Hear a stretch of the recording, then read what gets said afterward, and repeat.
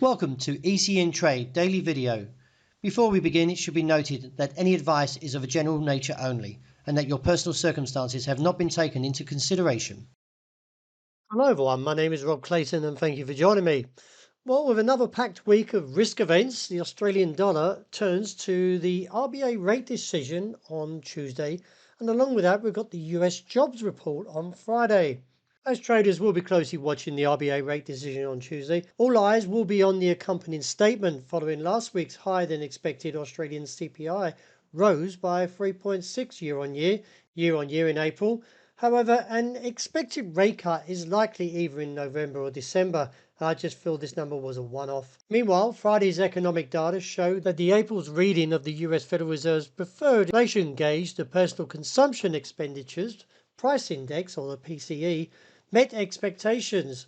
This has relieved somewhat inflationary concerns and has now fueled speculation of a potential rate cut around August or September.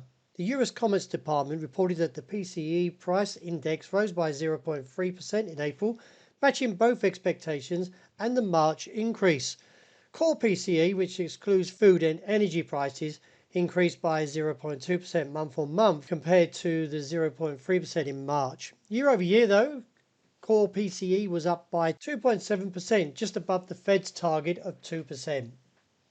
Looking at the technicals, since the rebound off that key level of 65.85, all eyes are now on this level of 66.70.75 and higher, I feel, on towards the region of 67.40.45 and reassess from there. Any weakness is likely to be brief, given the fact the technicals have picked up somewhat. The euro outlook still maintains to a positive bias, and therefore looking towards the region that is of 109.15 and higher to around 110.25.40. I like the way this uptrend holds, and therefore any weakness should find support around 107.60.80 and overall keep the bias to the upside. The dollar yen is grinding again to the upside after previously showing weakness, but the technicals are still somewhat heavy, and therefore I do feel the market may take another plunge. That is back towards the region of 156.40 and lower down to 155.80. Any upside attempts likely to be limited. Sterling still holding relatively well and now holds a challenge towards 127.80.90.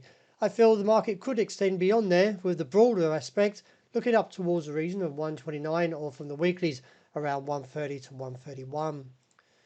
In view of gold, the market slipped lower and now pressuring the level around 2,321. A break there would give further scope to the downside to 2,300 and lower to the objective around 2,250 to 80 where I've outlined. Any upside should be limited. With the downside target reached at $76 a barrel, the pressure is still remaining there and therefore a break would give further scope, and given the measured move from the head and shoulders formation to around 72.80 to 73.60. With the technicals being heavy, I still feel there is further bias to the downside, which should limit any upside attempts towards $77 to $78 a barrel. Well, that's a wrap. Thank you for joining me, and as always, look out for the intraday report, and I hope you enjoy the great start to the new week.